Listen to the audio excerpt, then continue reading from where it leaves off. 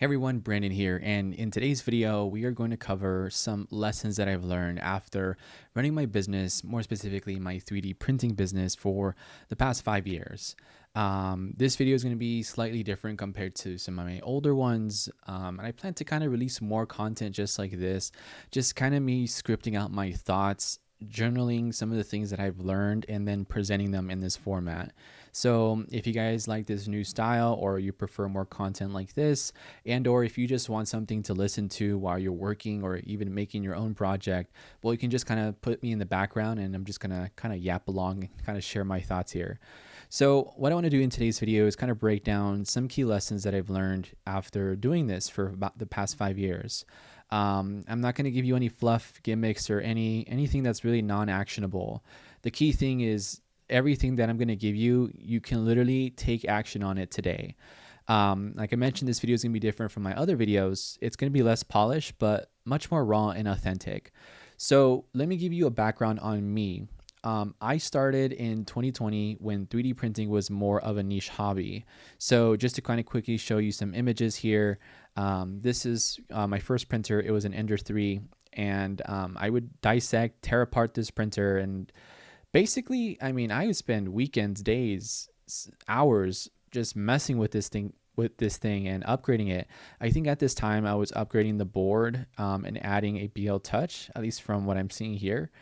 And I mean, I can tell you, I felt like just this skill at this time wasn't really relevant back then, but now looking back, I could see how pivotal it was learning these skills, understanding my machine, how it worked, how it read G code, how my slicer worked, how modeling and designing, although back then may not have been as important, now it has helped me tremendously gain a competitive edge against everyone else, at least my competition. The second thing is, I want to mention I started with no skills and honestly a very little understanding at some of the tools. I started off like everyone else. I mean, I wasn't perfect, and I'll go into this picture in just a bit, but I wasn't perfect. By no means did I have any college education around this. I don't have an engineering background. I didn't graduate from college. I dropped out. I actually dropped out because I wanted to start a company, which was it was a marketing company back in 2016, 2017, and I ran it up all the way to 2020, middle of 2020, right when COVID hit. And at that time, I had let go of the agency specifically because I did not like it. I did not like working with clients one-on-one. Too much headache, too much work, a lot of stress, really. I was so stressed out working that company. But in the middle of all that, I found 3D printing, and it was something that just took away a lot of the stresses that I had with that company. But, when I was going into 3D printing, it wasn't because I wanted to make money, but it was initially because I wanted to kind of like get into something. And then over time, it became about making money. And kind of fast forward, I had some success with this. I started making sales online. I was selling like the neon signs that I showed in a previous video, and it did pretty well. But I knew that if I wanted to make some serious cash, and I mean not like serious like $1 million cash, right? But I knew that I had to commit. Like I had to put myself against a wall a little bit in order to get where I want to go. So with that said, this leads me to the next image here where I went all in and I got an office in Manhattan Beach. This is in California. And I got this small office. It was honestly not that big. It was the size of a small room, but this worked for me. I mean, it was just me. I don't have any major responsibilities other than myself. And I had my computer, my laptop, my printer's off to the side. You can't see it, but here's kind of like more of the office once I had moved in, kind of settled in a bit. It was a little messy because, like I mentioned, I had a lot of my personal stuff in here, but I have my Enders. This was before Bamboo, by the way, before Bamboo came into the scene. So, I was working on client work here on the side. This is how I did most of the work. I had my printers and, kind of like my makeshift kind of home in a sense, because I was there all day. And that's because, like I said, I was pressed against a wall and I had to make this work. I was serious about committing to this thing. And I got so serious that when Bamboo released their Kickstarter and then launched these machines, I had some money in the bank here. And for me, it was more like, okay, and this was scary because let me show you or kind of give you some context. Back then, the only two competitors at that time were Creality and Prusa. And, there was many other companies that came into the picture that started Kickstarters and campaigns, but just never really succeeded. A lot of those campaigns just kind of disappeared. Now, if you funded those campaigns back then, you probably lost money. Bamboo was the only one that actually had a successful launch and that has actually continuously produced a product that has done well and is probably the biggest company for, 3D printing nowadays, for at least at-home consumer 3D printing. And I can tell you, when they released these machines, the X1 Carbons, this was their first machines in the lineup.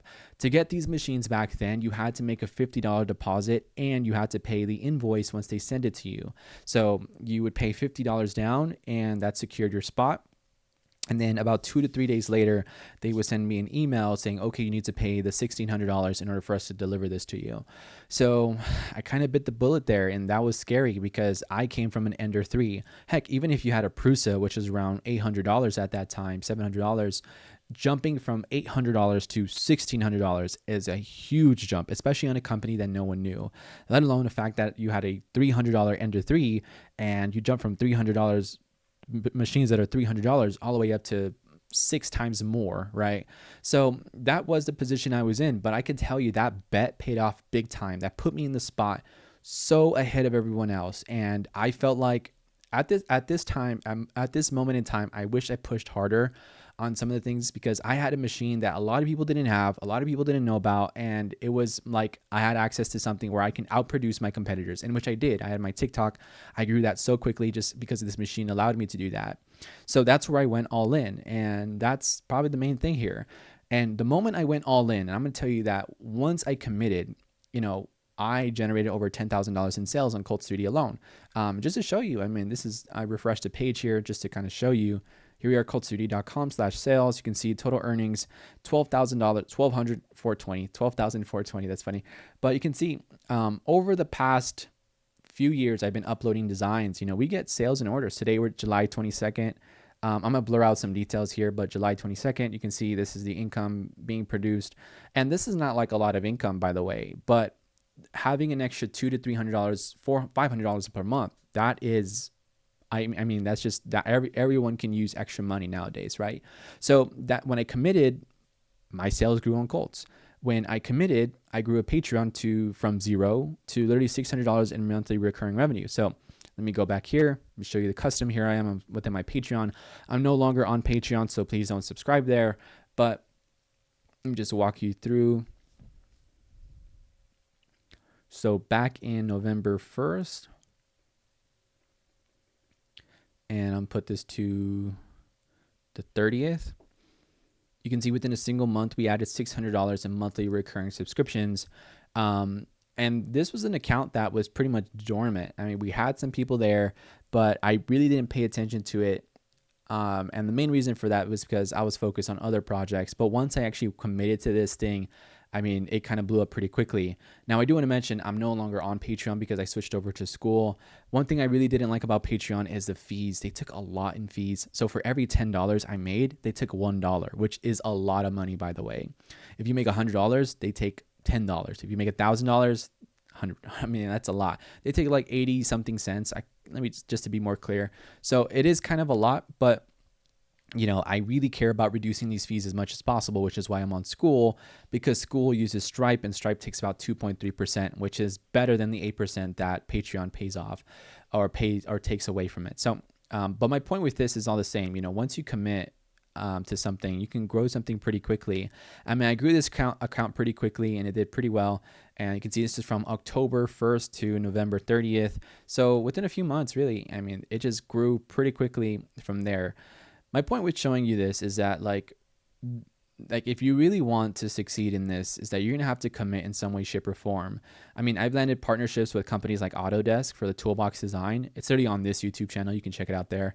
And I built a community with over 1,000 members on School. So you can go to school.com/3D printing, literally have the domain 3D printing.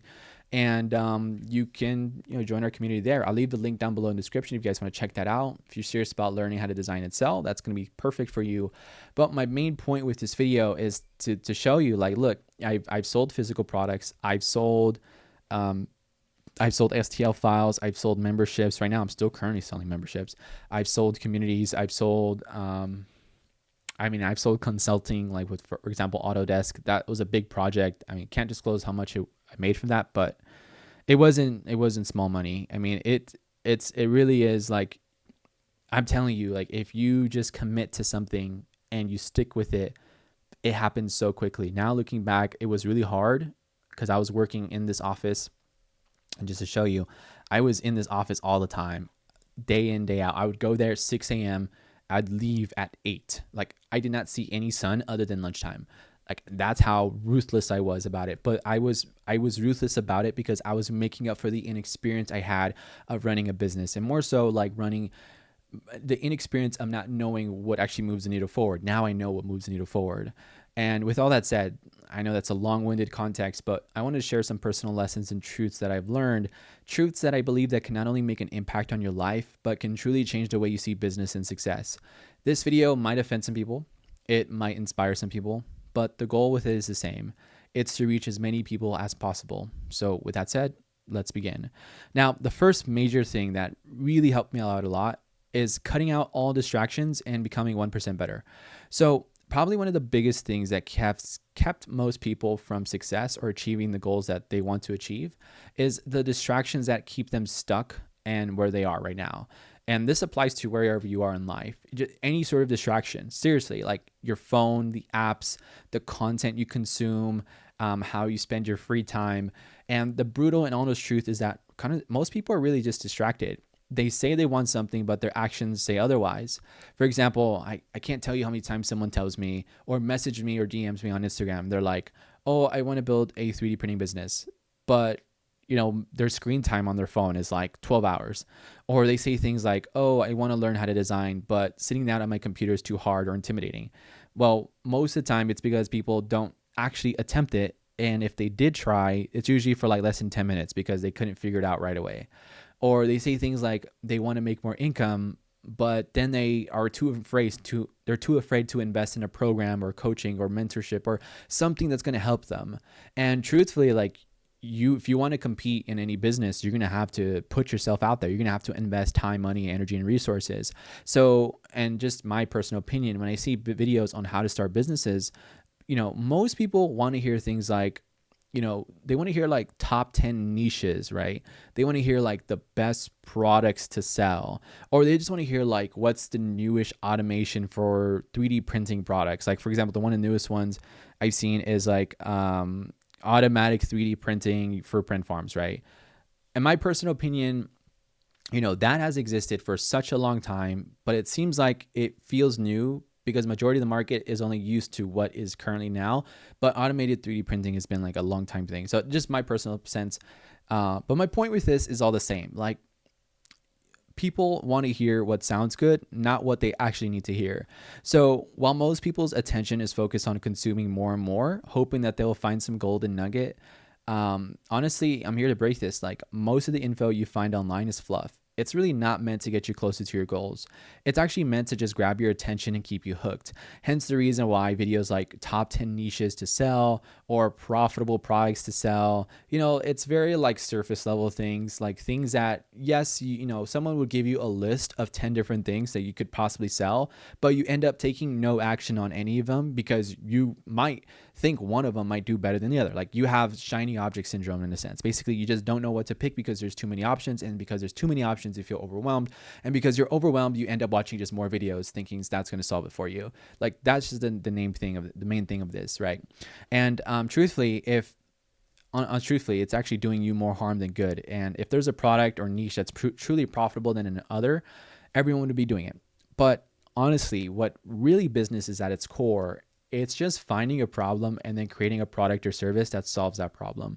If you really just like ignore all the YouTube videos, if you just ignore all of the newest innovations, like if you just cut out all of that stuff, really, if you just find a problem and you create a product or service that solves it.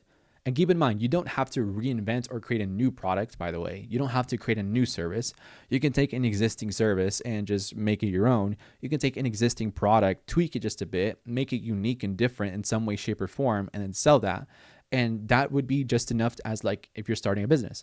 Like I've seen people make headphone stands for like 3D printed headphone stands. And there's like nothing unique about a headphone stand, by the way, but they built a brand selling these things and they've done extremely well. Or I've seen people sell something as simple as cookie cutters. Like there is nothing unique about cookie cutters in the terms of like a product. Like it's not fancy. It's not the coolest thing, right? But it sells. Like people buy it. It's just a thing people want. And if you just focus on what people want, you have a business. So the main thing here is that you want to cut out all the distractions and just focus on being 1% better. And if you do that, you'll succeed. The second thing is learning how to design. Now, the main reason why you'd want to learn how to design, and I want to just remove the learning to 3D model aspect of it. The main reason why you want to, and this is more so for like those of you that actually run a business. The main reason why you want to do that is because you want to separate yourself from your competition. If you and your competition are selling the exact same products, like licensing models, I want to have an edge or competitive edge over that person. Like I would do whatever it takes to just beat them. How would I do that? Well, I would make designs or products that are unique to myself, designs or products that are different, designs or products that they just can't source or find because they don't have access to it. You would want to beat your competition. And if you beat your competition, that means you're just making a better product that your customers will love. And that would make you substantially better, right? So most people think like it takes weeks to months to years to learn these skills. And although this can be true, truthfully, you can accomplish 80% of what actually matters in developing a good product. Leave all the fancy and technical stuff for the professionals. To build a product, you don't need all the fancy tricks that the professional use. So just find something that solves a specific problem for a group of people. The next thing I want to cover is the catch-22 I recently heard about. So for example, I had somebody in my comments ask or mention that it's a catch-22 that they need to invest in modeling software in order to make money with the software. So in essence, like if you want to make money with 3D printing, you need to fund the modeling software, but the modeling software costs money. So you cannot start doing that because you can't start making money with 3D printing because you need to fund the modeling software, which is basically like you can't do one thing without the other. But there's missing context to that and what that statement says. The thing with that is that a lot of 3D modeling software nowadays, it's kind of free. Like if you think about it, Blender's free. Fusion has a 1-year free trial which allows you to monetize up to $1,000, by the way. And Shaper 3D has a 14-day free trial. And I think Onshape is free for the most part. I think SolidWorks is like $34 a year. I mean, the barrier to entry is so low that it's literally free. But then there's people that like say things like that and they don't realize like just by having that mindset alone, you're already shooting yourself in the foot and saying you're not going to attempt it. And that's cool. And it's good. Like if you're business minded, you can be like even better because like that means you're not going to compete. And if you're not going to compete, you're automatically disqualified. But like in terms of like, in terms of like helping people, that mindset really holds you back because that's not, you invest this money because that's your commitment level to that thing. It's not because you need to invest or spend this money in order to do this thing. You need to invest this money because that's your commitment level. So if someone spends $600 on software like Fusion, you're $600 committed. That means you're going to use the software. You're going to show up every day or every other day. That means you're using it for professional reasons or some reason in general. If you're going to invest this money, that's because you're committed in some way, shape, or form. And most people, they're not committed. They're distracted. Like I mentioned here in step 1, they're distracted. So that's why they say things like that. And truthfully, if you can't commit to a software or sticking to what is free YouTube videos, free software for the most part, then no one can really come and save you. And it's just the hard truth. The third thing is solving a problem and collecting feedback. Now, a lot of people want to build businesses, but they don't want to talk to customers. They want to stay hidden behind the scenes and just hope that they don't have to interact. And I'm sorry to break this to you. Like, if you want to build a business that is truly profound and that has a long-lasting impact and that helps a lot of people, you need to talk to people. Like you need to talk to people. You need to be okay with taking criticism. You got to be okay with people being what they usually do. Like sometimes customers will be unethical. Sometimes people will like take advantage. Some people, they would abuse things. And there's also really great people that will love your work, that will love what you're doing, love the goal and mission you have. But you got to be okay with taking the punches here. Now, if you don't know what problem to solve, I've also listed a cheat sheet here that can help you guys out. and it's called the Interest, Experiences, and Expertise cheat sheet. And the reason why this is important is because this basically it creates like a broad view down to a narrow view.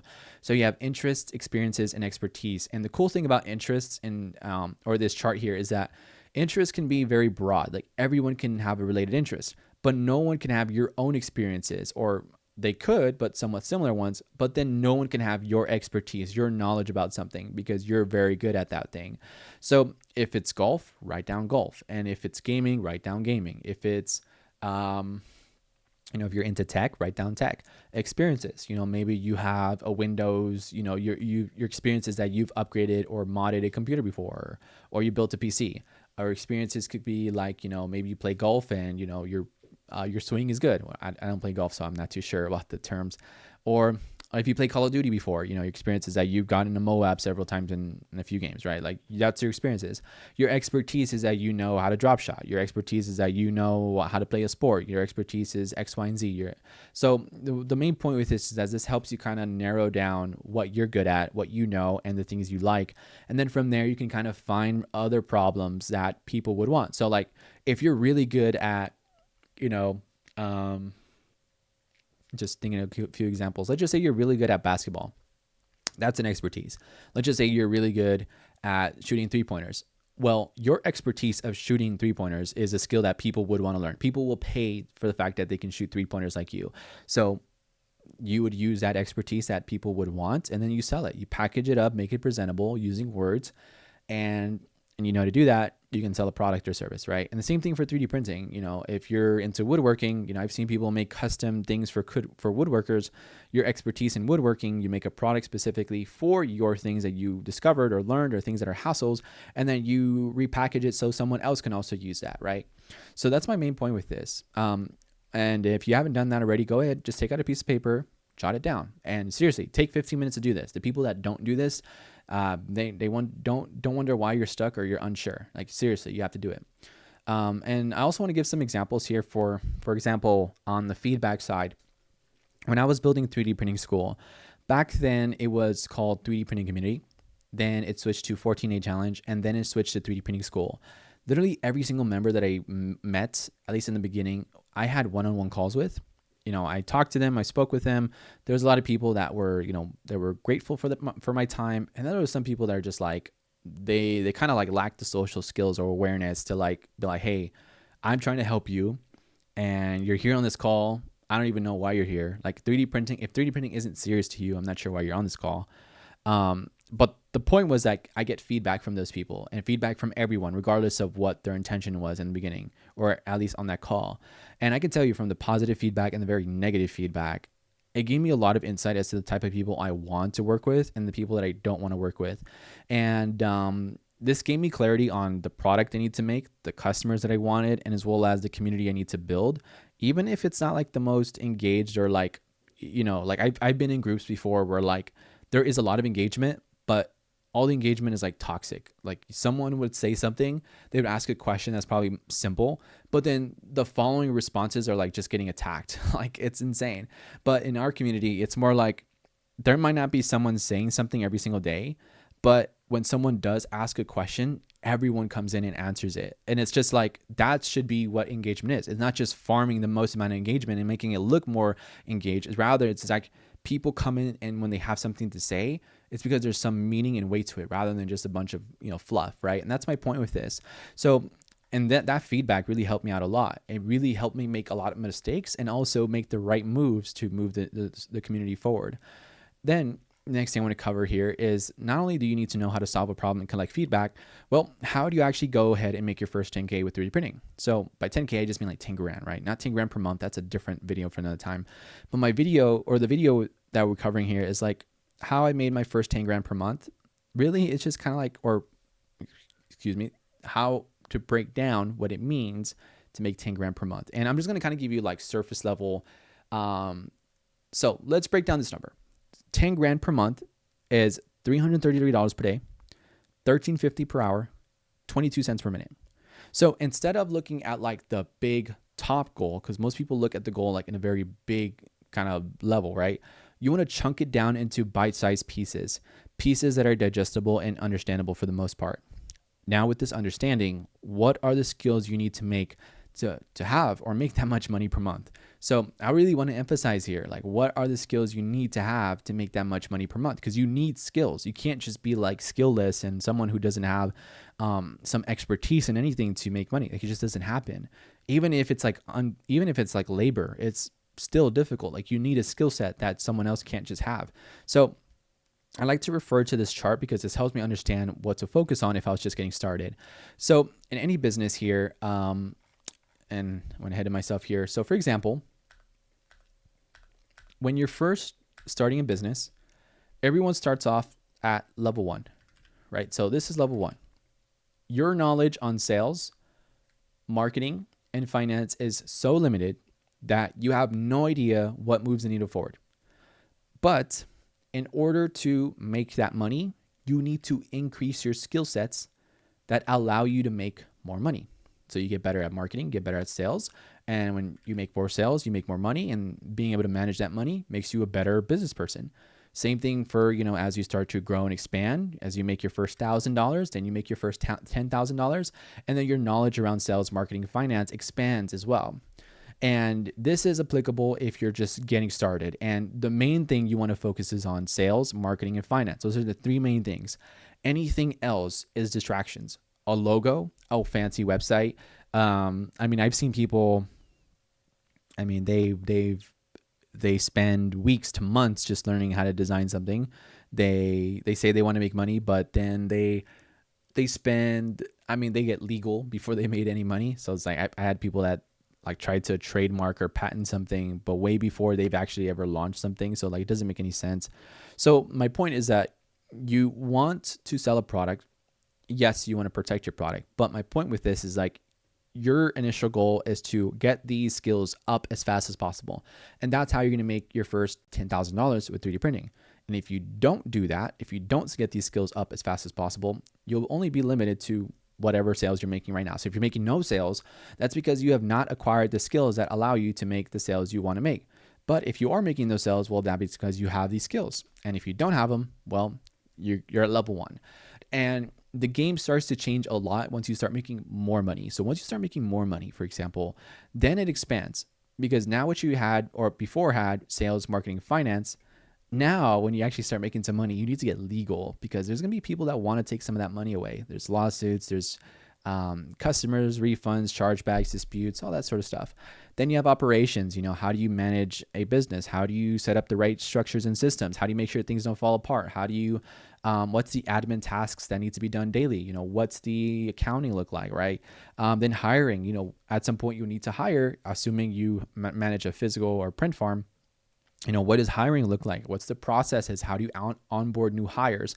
How do you build a culture? How do you build talent, or how do you train talent?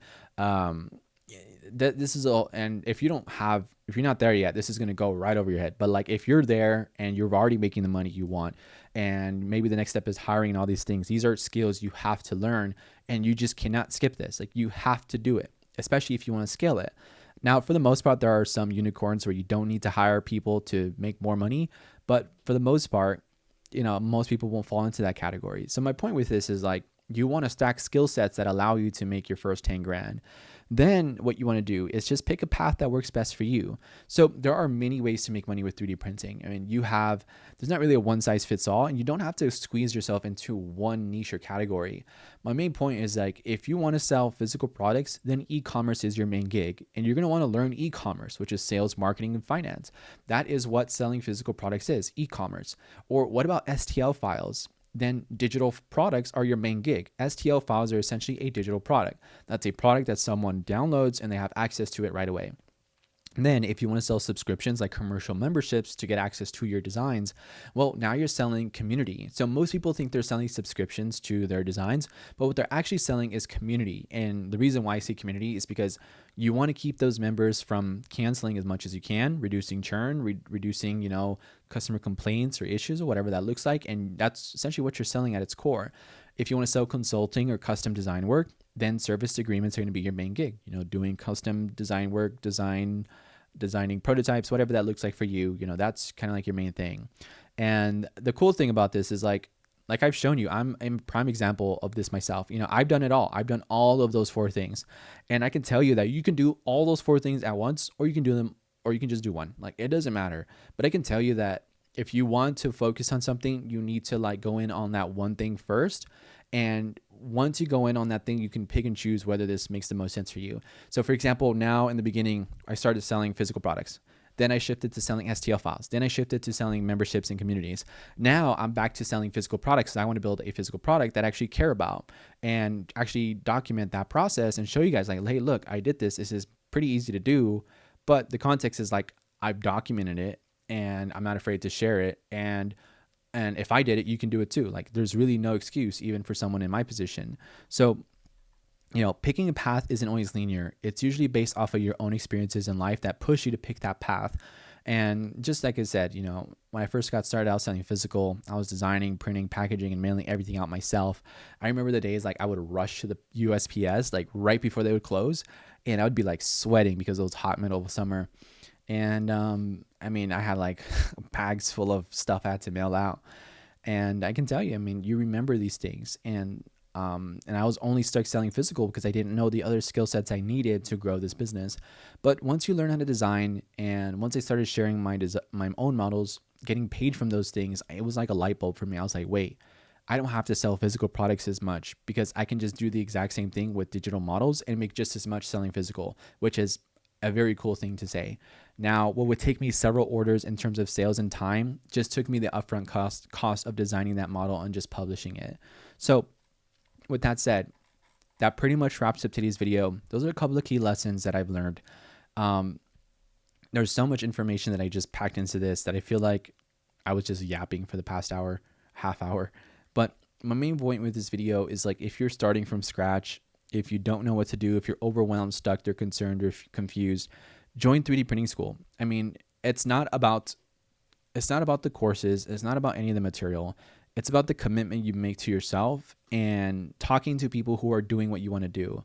I can tell you, like, there is no like, if you're just in a room full of people who are just doing what you want to do, that is infinitely more valuable compared to a course that costs you $2,000. Like, I'm just going to say that, like, I've been in courses that like I spent $3,000 on a course and I gotten so much value from that. But just simply by having a conversation with somebody who is where I want to be, I can tell you I gotten so much more knowledge and value from that one person compared to spending so much money on a course. So do it for the community, do it for yourself, invest in yourself. Don't be afraid. The worst mistake you can do is just stay where you are and just fingers crossed that something changes, because I promise you most of the time it doesn't. So, but like I mentioned, it's up to you. If you want to join that community, I'm going to leave the link down below in the description. With that said, thank you so much for watching. If you guys enjoy this style of videos, let me know down below in the description or in the comment section down below. And with that said, I'll see you guys in the next one.